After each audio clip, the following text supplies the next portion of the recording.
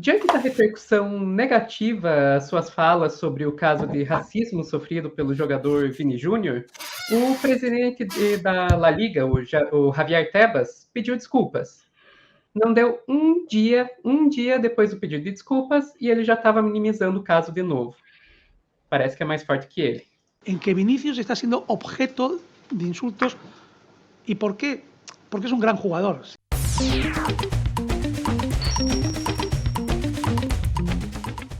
Eu acho que a essa altura todo mundo já conhece o caso do Vini, né? Que não sofreu sofreu vários casos de racismo no decorrer dos anos lá na Espanha. Recentemente foi chamado de mono, né? Macaco, em espanhol, e dessa vez ele decidiu ir mais longe e expor claramente o racismo. O presidente da La Liga, né, a Liga de Futebol Espanhola, não gostou e foi lá para a rede das tretas, né, o Twitter. Soltou isso aqui. Já que os que deveriam não te explicam o que eu posso fazer, né? Eu posso te dizer o que aquela liga faz nos casos de racismo. Estamos tentando te explicar nós mesmos, mas você não tem se apresentado em nenhuma das reuniões que você mesmo solicitou. Antes de criticar e injuriar a La Liga, é necessário que você se informe adequadamente, Vini Júnior. Não se deixe manipular e se assegure de entender bem as competências de cada um no trabalho que estamos fazendo juntos. Então, terrível, né? Um jogador vai lá, denuncia o racismo que está sofrendo e é recebido dessa forma. Isso aí repercutiu muito, muito mal, com razão. E daí, diante da repercussão, o Tebas foi lá e se desculpou. Eu peço desculpa a Vinícius e a todos que entenderam que eu estava atacando o Vinícius, que entenderam adequadamente, né? Vamos e convenhamos. Mas não deu um dia desse pedido de desculpas, ele já foi lá para uma reunião, para uma entrevista coletiva e soltou isso aqui.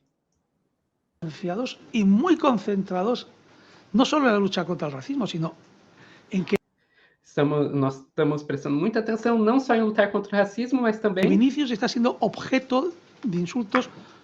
¿Y por qué? Porque es un gran jugador. Que o Vinícius está sendo um objeto de insultos. Por quê? Porque é um grande jogador. Ou seja, não é o racismo que está fazendo ele ser objeto de insultos, é o fato dele ser um grande jogador, na visão aí do Tebas. Miramos un poco que es importante ter perspectiva de las cosas, ¿no? Temos que olhar aí com perspectiva para as coisas. Los grandes jugadores, Cristiano Ronaldo, Messi, son los que más insultos recibían homófobos en un caso y el otro contra la discapacidad intelectual, ¿no? Que o Cristiano Ronaldo e o Messi são os jogadores que mais recebiam insultos aí por homofobia e discriminação por incapacidade intelectual. ¿Por qué? Porque son unos grandes jugadores y son los que generan esa malicia humana de insultar, porque si no es un superjugador, pues a lo mejor no les enfada que Messi sea muy bueno y les meta 5 goles, pues ahora pues les enfada que Vinicius haga esas jugadas supereléctricas y sea un elemento esencial en los juegos, ¿no? Por quê? Porque eles são grandes jogadores e as pessoas ficam aborrecidas que eles fazem muitos gols e agora estão aborrecidas pelas jogadas elétricas do Vinícius e que ele é importante nos jogos. Então, toda aquela fala ali é dizer, não foi racismo, é porque ele é um bom jogador, olha, os jogadores brancos também recebem esse tipo de insulto. Eu não tenho nem o que falar diante disso, então eu vou deixar aqui o professor Luciano e o Anderson, que vão saber falar com muito mais propriedade do que eu sobre um caso desses. Eu tenho uma história boa. Anderson sabe, a gente é amigo já, tem uns 6, 7 anos já. Muito boteco, já muita reclamação na vida. Mas é uma história boa. 1997. O Atlético foi jogar, o Atlético é meu time de coração, foi jogar na cidade de Nova Lima, cidade onde nasceu a dona Terezinha, minha mãe, ela tá aí no chat aí. Vocês fizeram muito bem, hein? Escreveram o nome dela com S. Muito bem, certinho. E aí, o Atlético foi jogar em Nova Lima contra o Vila Nova, né, um clube, né, de formação operária e tal. E aí, o Atlético tinha no seu gol um dos melhores goleiros da história do futebol mundial, eu diria, né? Cláudio André Tafarel, né? Homem branco, né? Gaúcho, e o estádio do Vila, o Alçapão do Bonfim, ele tem uma arquitetura mais tradicional, bem parecida com a Rua Javari, por exemplo, né? Que é aquele estádio que tem as arquibancadas, né, em cima, né? No caso, a do Vila, né, são as arquibancadas em cima, como a caixa, e embaixo tem um espaço para as pessoas assistirem o jogo, assim, né, coladas no alambrado. Bom, em um dado momento do jogo, o Atlético estava perdendo esse jogo. O Atlético perdeu o jogo 2-1. A torcida do Vila Nova estava atrás do alambrado e ela xingava o Tafarel. Ela xingava o Tafarel o tempo todo ali atrás. Ao ponto do Tafarel, que já tinha ganho a Copa do Mundo, né, pegar a bola, virar no alambrado e chutar a bola no alambrado. E a moçada atrás do gol, vim comemorar, né? Bom, eu aposto os meus 2 salários, porque como, né, eu não sou casado com a Rochelle, mas a minha esposa, ela sabe que o marido dela tem 2 empregos, eu aposto meus 2 salários que não houve nenhum tipo de insulto racista em todos os impropérios, né, que o Tafarel ouviu aquele dia no Castor Cifuentes. Então, esse é o ponto inicial. Assim, né? Talvez o Messi tenha ouvido algum tipo de ofensa xenofóbica e tal. Né? Mas, independente disso, é muito estranho como a postura da confederação, né, de La Liga é uma postura não só defensiva, mas de quem se isenta completamente do próprio produto que vende. Assim. Esse é o primeiro ponto. E aí é engraçado que ele diz assim, vamos colocar a coisa em perspectiva. Qual perspectiva? A da branquitude, assim, que é o de olhar o caso e dizer assim, não, então, vocês não entenderam bem assim. E a resposta do presidente no Twitter, ela é emblemática, porque ela diz assim, eu peço desculpa, né, porque para quem entendeu que eu estava ofendendo o Vinícius, né, em algum momento. Não tive essa intenção. Né? Geralmente, quando eu escuto isso na sala da coordenação, eu olho para o meu aluno e digo assim, cara, assuma o seu BO, ele é seu, bata no peito e diga, errei, onde que eu posso melhorar? Mas nem isso ainda existe a capacidade. Talvez pelo fato, inclusive, do presidente da Liga Espanhola, né, ter ainda uma relação muito, vamos dizer assim, umbilical com a extrema-direita espanhola. Isso talvez, né? Isso talvez. Bom, mas aí tem um lance que eu aprendi muito com o Álvaro, né, que eu não falo daquilo que eu acho, eu falo daquilo que eu sei. Está lá, isso é um dado. Ele tem uma relação. Mas pode ser que não, né? Enfim, passei para você, Anderson. Passou no momento simples, né? No momento. Primeiro que a gente tem que ver a história, né, Sofia? A história ela serve para a gente ter terreno para alicerçar os argumentos. A gente está falando de um futebol que o negro só foi incluído porque os operários eram brancos. Se a gente lembrar da fundação dos principais clubes, no Brasil, por exemplo, os negros não estavam lá. O Corinthians não joga primeiro ano da Liga porque achavam que era um time pobre, que tinha pessoas pretas. Então, isso é um imaginário no futebol brasileiro que veio da Europa. Eu lembro que o Real Madrid com os Galácticos, quando começa a parar de jogar bola, os alvos foram Roberto Carlos, Ronaldo, Júlio Batista e não afins. Então, a gente está falando de pessoas que têm um viés ainda de pensamento de dominação. E é assustador, nesse caso, para além dessa perversidade do chamamento. Eu gosto, Luciano, Sofia e todo mundo que está aqui, de trazer a perspectiva, não é a palavra que ele gostou de falar, quando eu consigo explicar para minha mãe. Eu sempre uso a minha mãe. Ou eu uso o cara do iFood. Acabei de conversar com ela sobre isso. O problema do macaco, do bicha, né, da gostosa, que é que isso é uma linha que leva a algo lá na frente mais sério. Apesar do Vinícius Júnior ele ser hoje rico, ele ainda é visto como aquele neguinho da quebrada para eles. O Bicha, que a torcida chama a torcida do São Paulo, eu já falei isso aqui. Ele começa com o Bicha e termina com uma barra de ferro na cabeça de uma pessoa são paulina, independente dela às vezes ser gay. Se for, é pior ainda. O Macaco começa com o Macaco e daí você vai ver historicamente o sofrimento da população negra. E assim sucessivamente. Então a perspectiva que ele tem que encaixar é essa. É a perspectiva do racismo que se estrutura, que faz com que se tente normalizar algo que não é normal.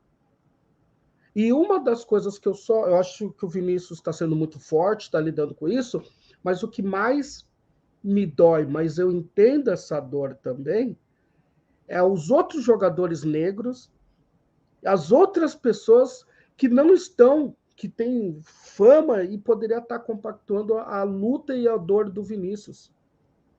Ah, mas se o Gil do Corinthians, como homem negro, se posicionar, ele pode sofrer sanções. Luciano, eu já tinha falado isso em outros espaços. Eles tinham que não jogar um final de semana. Eles são um maior ativo? Eles não são o produto dessas ligas?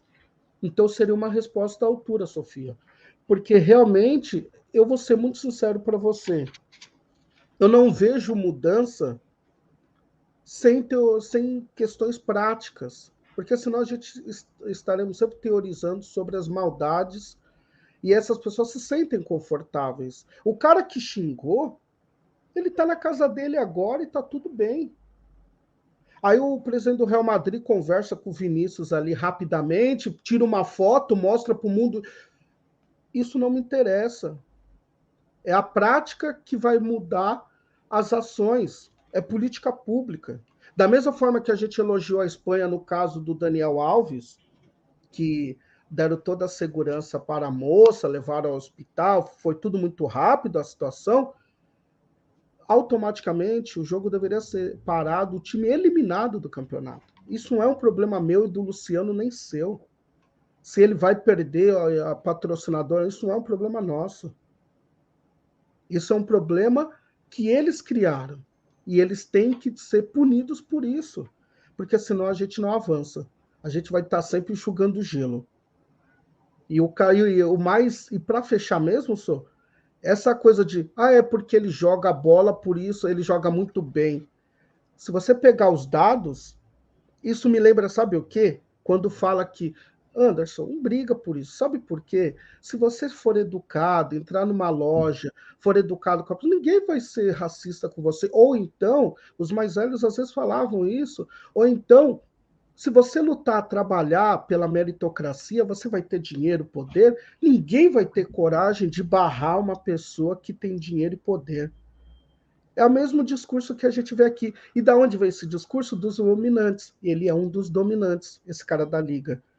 Porque, na verdade, se fosse isso, seria ótimo. Todos os pretinhos da quebrada, eu, Luciano, ganharíamos muito dinheiro e ia estar livre. Não. O racismo não impede de você ver matarem Martin Luther King, você ter Mandela preso. Você não impede todas as atrocidades com quem tem dinheiro e poder. Com a Maju Coutinho, com a Thaís Araújo aqui. Você não impede isso. Então, essas falácias na perspectiva racista, eu entendo o motivo delas existirem. Uhum.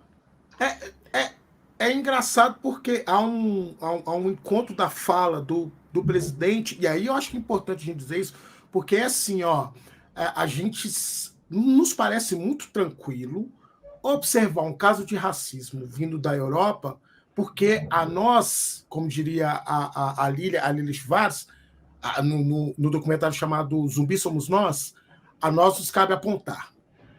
Que a gente dá conta de apontar. Se a gente não pegar o espelho e aí, de fato, caríssimo presidente, botá-lo em perspectiva, olhar para o espelho não como Narciso, mas como Oxum, a gente não vai dar conta de perceber que história é essa que se constrói na realidade brasileira. Né? Só para você ter uma ideia aqui, para quem está ouvindo a gente, o observatório começa a fazer as análises dos dados a partir de 2014. De 2014 a 2020, há um crescimento do número de casos de racismo no Brasil e alguns também analisados na Europa, principalmente. No Brasil, no ano passado, no relatório que sai agora em 2023, o número de ocorrências de racismo no Brasil são 90 casos, cerca de 90 casos. É um aumento de 60 casos de 2022 para de 2021 para 2022.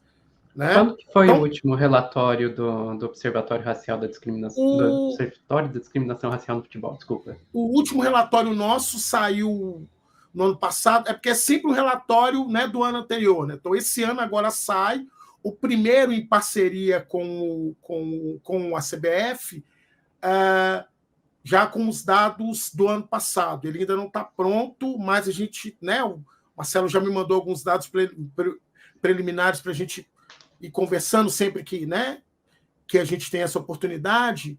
E, salvo engano, acho que sai ainda no primeiro semestre, eu não tenho certeza. Mas a gente nota esse aumento, né? O primeiro é de 2014, não sei se foi essa a pergunta, tá, o Sofia?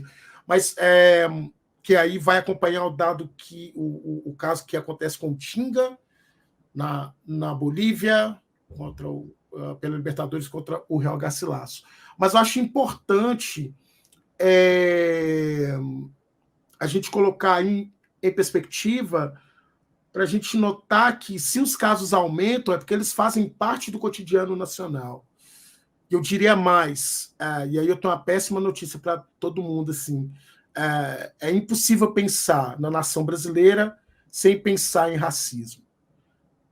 O Brasil, ele constrói os seus pilares em uma relação racista.